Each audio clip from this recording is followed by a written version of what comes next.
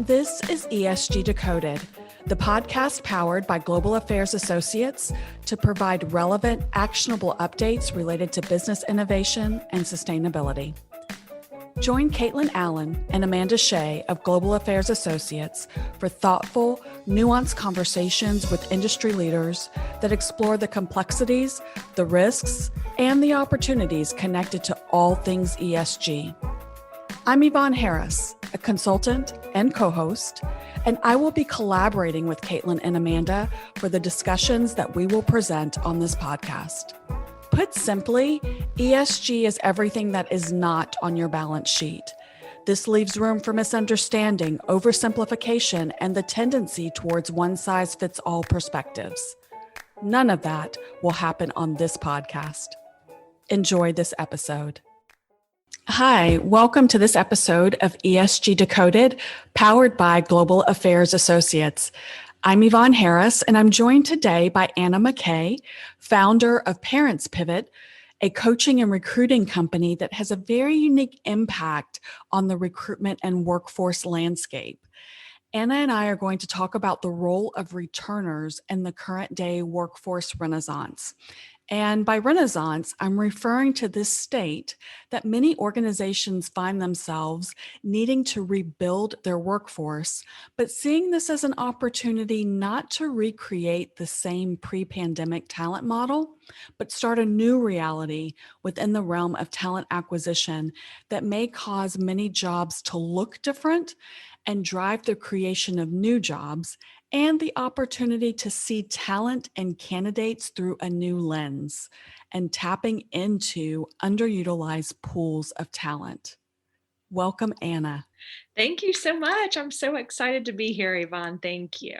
And I'm excited about this topic. And I use the word new a lot and the word opportunity. And to me, this is just so hopeful and such a positive discussion that we're going to have today.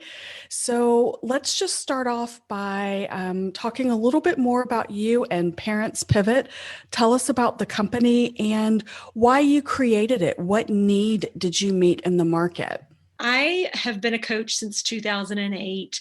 I made the transition from the corporate world, working for one of the big four accounting firms in 2008. I was looking to do a career transition. And so I started out my coaching practice really focused on career transitions and doing some leadership development.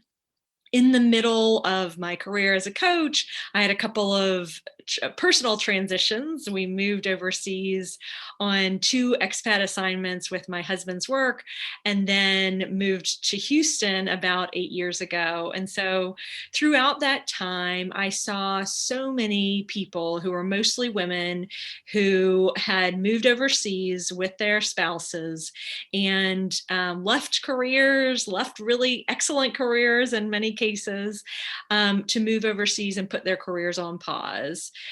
When I moved back to Houston, I noticed the same phenomenon happening, but mostly with children. So people had paused their careers to stay home with young children and then were ready to return to paid work. And so I noticed this phenomenon of people looking to return to paid work, whether that was after their expat assignment or after having kids for a period of time, and found it really challenging. So I was doing that career transition coaching and found that I had a lot to offer to support people who are doing this kind of exploration. So returner clients would come to me and think and have questions like, what do I want to, I don't know how to figure out what I want to do next. I had this major career beforehand. Now I have a pause. I don't know if I want to go back to what I was doing before. I don't know what the job search landscape is like now. So many questions that I felt like were not being addressed for them. So after noticing that people had taken a career pause and were finding it difficult to return to paid work for so many reasons. I decided they weren't able to find that support in the marketplace. And so I decided to be that support and to be that resource. And so after doing career transition coaching for returners on and off since 2008, I really decided to focus in on that market and address that need in 2019 by founding Parents Pivot and being the go-to resource for people returning to paid work. I met the people that I've worked with over those years have been incredible employees, and they have so much to offer employers that I think it can be hard for employers to find these people, and it can be hard for returners to connect with the right employers. And so I decided to found Parents Pivot to really be that resource for this valuable talent pool. Well, and as I mentioned in my opening remarks, you've really had an impact in a very unique part of the recruitment cycle. And if you remember, you and I met when we sat on a panel together.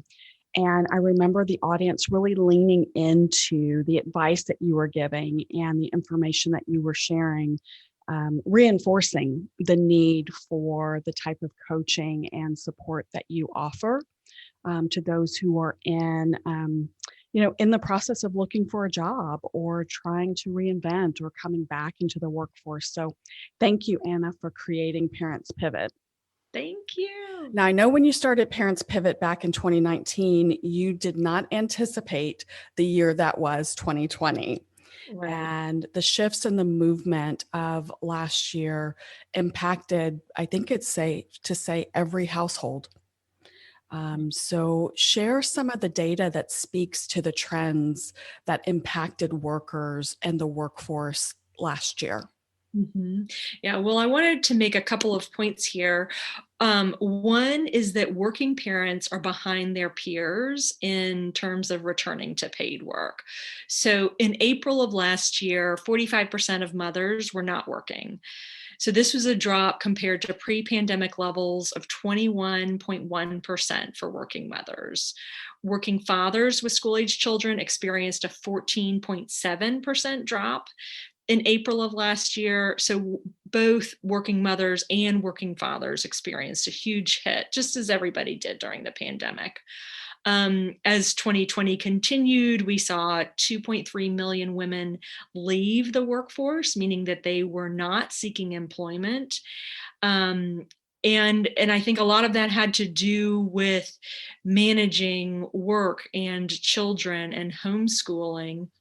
Right. And then in terms of where we are now, we're back, but working parents are still below the national unemployment rate. So for women, working mothers are 6.4% less below pre-pandemic levels, and working fathers are 5.9% below pre-pandemic levels, whereas the national unemployment rate is 2.8% below pre-pandemic levels. So working parents are behind their peers in returning to paid work. And I think this is an opportunity for employers to see that difference and to recognize it, and to see all of the experience and talents that working parents bring, and to value that in the hiring process. So as we start to see the numbers move, are companies starting to hire again, Anna? And where are you seeing, or which industries are you seeing with the most traction in terms of hiring? Yes. So in 2020, I had the opportunity to work with several returners, and which was great to see. A lot of people returned in ed tech and in a variety of roles. So whether they were returning in a project management role or marketing or as an instructional designer, ed tech was very popular among my clients. I know data science is also continues to be a growing industry. Of course, in 2020, I think that the entertainment and hospitality industry has nowhere to go but up. And Yes. and so I think also companies are more open to remote workers, and so I think that will have an impact on careers for working parents as well. Well, tying back to my comments at the top of the podcast, I see this moment as such a powerful opportunity for both employers and candidates. A time when employers can reshape their workforce with unique and different talent compositions, leveraging this as an opportunity to pursue different candidates and rethinking job responsibilities.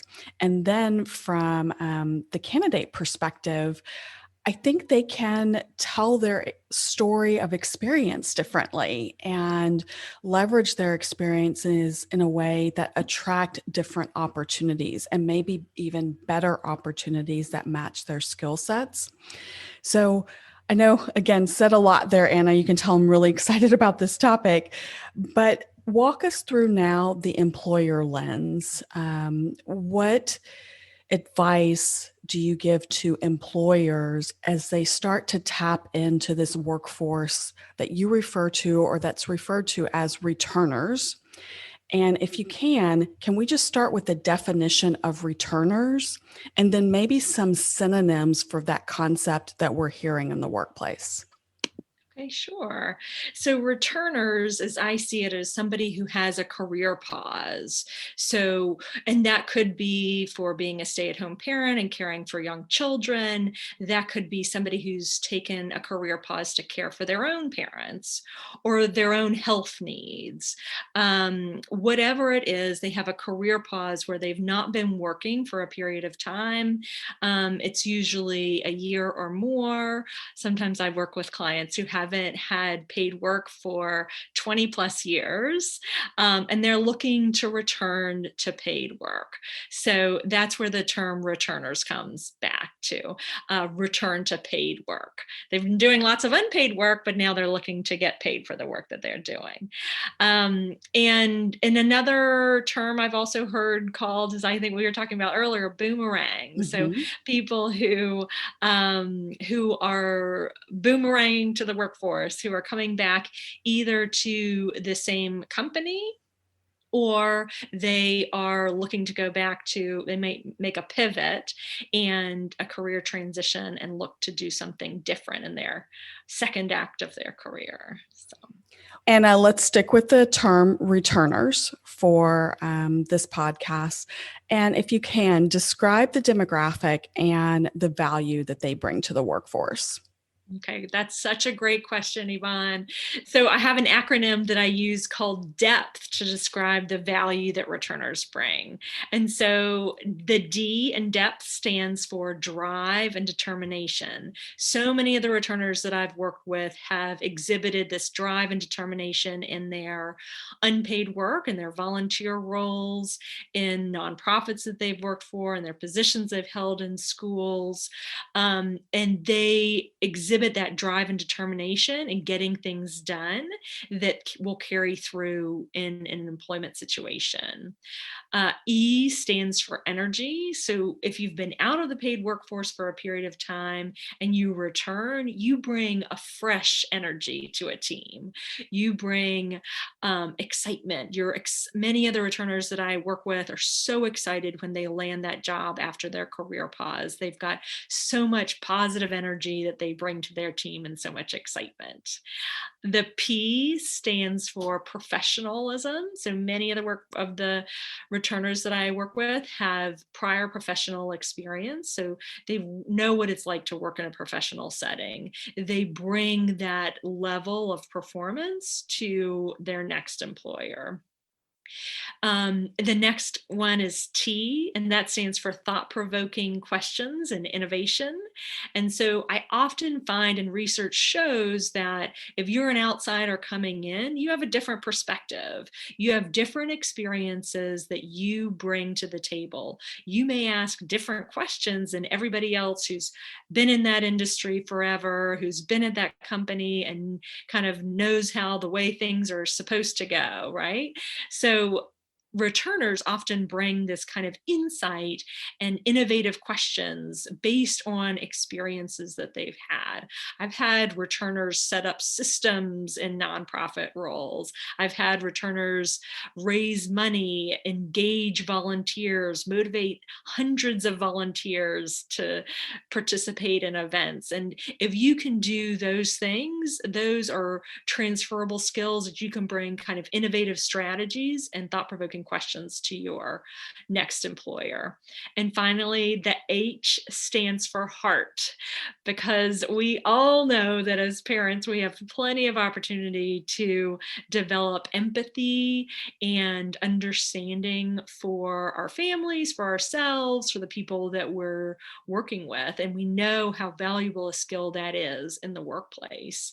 And so parents have so much opportunity to develop the skill of empathy and heart that that can be really transferable to the workplace. And I want to add one more. I know in the future, and especially after all that we've experienced in this past year, agility and adaptability have become key important factors in the success of an organization and the success of an employee. And I think that as parents, we are often adapting to our kids' schedules, to life, to our environment.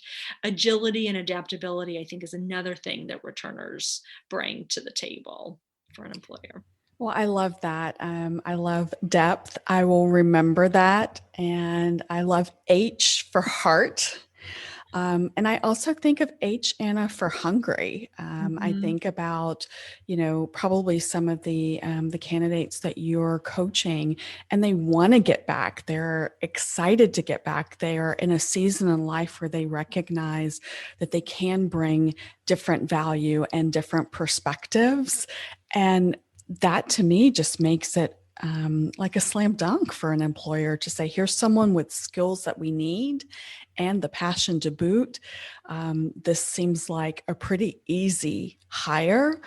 But I recognize too that it's not always that easy, and that many returners face challenges that other candidates don't face in terms of, navigating the hiring practice. And why do you think that they meet obstacles and roadblocks? Because you refer to them as an untapped source for talent. Why are they untapped, and how do we coach employers to really put more energy, effort, and focus in this returner candidate segment? Right. So there's a lot of bias that mothers returning to paid work after a career pause face in the workforce. So I know I developed that acronym DEPTH to explain the value, but a lot of times employers have a bias against mothers returning to paid work. There was a study done a couple of years ago that showed that resumes were sent in for working mothers who were working continuously, mothers who were laid off, and mothers who had a career pause for staying home with children. And the mothers who were staying home and the mothers who were laid off were out of work for the same amount of time. The mothers who chose to stay home, they were a third as likely to be called back compared to mothers who were laid off for the same amount of time. They were half as likely to be called back compared to mothers who had been continuously working. So there is bias in the hiring process in reviewing those resumes. And I think some of that speaks to, I always talk to my clients about they need to address the 3 C's when they're talking to an employer. They need to talk about their level of commitment. They need to talk about their competency, the skills that they bring, and they need to talk about how they'll be a cultural fit for the organization. And I think the commitment piece is one of the things that employers tend to be biased around when it comes to mothers who've stayed home. They think, will this person be committed? But, as I've described in depth, and as you have recognized too, there is a hunger on the part of returners that when they return to paid work, they are so excited to be there. They are willing to put in the effort and willing to give it their all when they return to paid work. And I think that that bias, in my experience with the returners that I work with, has not been founded. And so I think that first is kind of taking a look at our own biases. And then another is looking at our hiring practices. There are hiring practices like using the ATS system and screening out people who don't have experience in the past 3 years that can negatively impact returners. I often coach my returner clients to talk about their experience, whether it was paid or unpaid, in the past 3 years, and relate how it's relevant to the job that they want. Because a lot of times the people that I work with have unpaid positions or volunteer positions that are just as equivalent in terms of time commitment as a part-time job. And so I have them really demonstrate that experience. And I think that, I've talked to several employers or hiring managers who realize that, we are missing some really qualified candidates who would make excellent additions to our team because we are screening out people if they don't have experience in the past 3 years. And I think that's definitely something that needs to change. I work with so many uh, candidates who are just would add so much value to an employer, and the employers just can't find them. So I think it's connecting with organizations like myself and reaching out for those qualified candidates. And know when you have a personal connection with somebody, or you can see the value that those returners bring, you're more likely to be willing to hire them. Well, and Anna, this is one of the reasons why I feel like your coaching of returners is meeting such a great need in our community. Tying back to the research that you just noted about working mothers, working mothers need to know that they're viewed differently by some employers if they opted out of the workforce, right, to stay at home if they made that decision. Surprising to me, though, even the bias against those who were laid off. So working moms being laid off and how that can impact their ability in some organizations to be rehired. I'm a little surprised by that data point.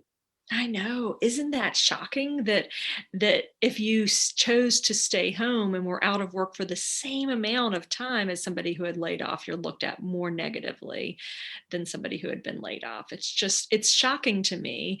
And I think a lot of that has to do with a bias around commitment. Will this stay-at-home parent be committed when they return to paid work, or will they be, wanting to focus on their kids still? But that is totally not my experience. With the returners that I work with, they are so committed. And like you mentioned earlier, you've seen that hunger in those returners who have landed jobs, and they've made excellent additions. And I think they're looking to stay with the right company, right? Like these employers don't, or these employees, these returners don't want to hop around. Mm-hmm. They are, they're loyal. They want to find the right company and stay with it. So, but help me bridge the data, Anna. And just to clarify, for working mothers who are laid off, are they less likely to be hired than those that worked consistently? Is that what the data showed? Okay. Yes. So the data show that if you're a working parent and you were laid off, you're less likely to be hired than somebody who is working continuously. And I think that that's something that obviously we've just experienced this huge pandemic, and hopefully we are coming out of it.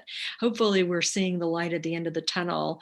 And I think that's something for employers to recognize, that, to remove that bias against mothers who have been laid off or mothers who have a career pause for a longer period of time, because this pandemic has caused so many people to be laid off or to leave the workforce.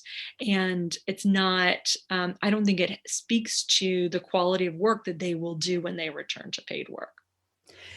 But as an ally for returners, Anna, what I appreciate is that you just, provide the data and paint the landscape for the candidates. You let them know what, you know, what they could possibly encounter as they're pursuing opportunities, so they're prepared. This isn't all doom and gloom. It's just understanding your playing field and that it may not be level with other candidates, but now you know how to position. Now you know how to be more clear, more concise in the interview process, and really hone in on what you want to sell about your experiences. What other advice do you give returners that are in this process of looking for that next opportunity? Yes, exactly. It's not, I like what you said. It's not all doom and gloom, but it's reality. It's Mhm. knowing what those biases are that people might hold, and addressing them so that there are no questions. You don't leave something up to the imagination of your interviewer. You control the conversation. You're able to share your side of the story. You're able to demonstrate the value that you bring. You acknowledge that career pause, and you go forward with the value that you bring because of it. So I think that I think that's definitely something that I always suggest that my returner clients do, is in that kind of tell me about yourself question, that they bring up their career pause and address it. I think a lot of times sometimes from returners are coming from an unpaid environment. They don't realize all of the transferable skills that they have that they could utilize in a workplace. So I help them understand what skills they have and how to translate those in a way that an employer would understand. And it's amazing when I do this process with my coaching clients and they see all that they've accomplished. They are really feeling empowered and feeling a lot more confident too, that that they can go out there and that they have a value that would be important for an employer. And you created something called the Thrive program. Talk to us about that. Yes. So the Thrive program is an all-encompassing program. It's anything that a returner would need to know when they're looking to go back to paid work. It answers some key questions for a returner. So returners often struggle with a lack of clarity around what they want to do when they return to paid work, a lack of clarity around how to navigate the job search process. What does a resume look like today? How do I use LinkedIn? How do I build my network? How do I do an interview and salary negotiation? Many people have not considered those things in many years. It also addresses a confidence build. There's a confidence building component to the program where we look at those skills that you bring as a returner, and we help people understand that for themselves, feel confident expressing those skills to employers. And then there's the community aspect. It's amazing how powerful being in a community of other people who are returning to paid work just like you, hearing stories that resonate with you, and learning from other people, learning about the job search industry, learning about what's worked for other people, hearing other people say, yes, I tried this tip that Anna shared and it worked, and go do it, is so validating. And so that's what Thrive does. It helps you build clarity, build confidence in a community of supportive people looking to return to paid work. So, and we get all those job search tactical skill stuff done too, like your resume, LinkedIn, and prepare you for those interviews and salary negotiations. So it's an amazing program. I love it. It sounds great.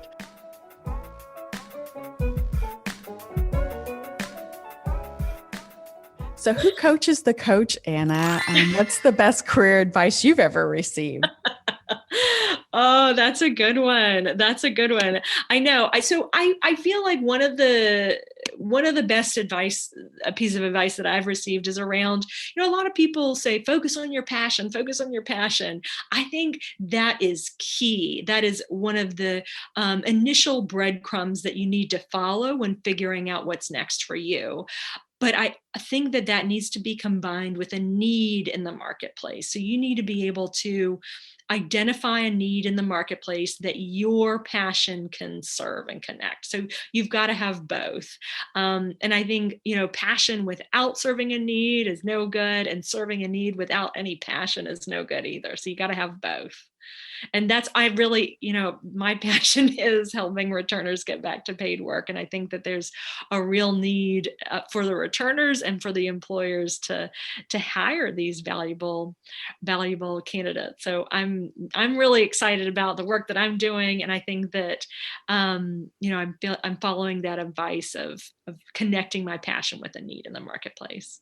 Well, your work is so meaningful, and I know it's made a positive impact on so many. And, as I reflect on you describing your story and how Parents Pivot came to be, I'm glad that you used an opportunity to build on your own experience, to have, just a positive touch and impact on others, Anna. So you're a difference maker, and I appreciate you. Oh, thank you. Thank you so much. It's been a pleasure to talk with you, and I've really enjoyed meeting you and getting to know you. Thank you. Thank you for your time today. And how can our listeners get in touch with you? There are probably some who are listening, Anna, who are returners and would love an opportunity to receive coaching from you.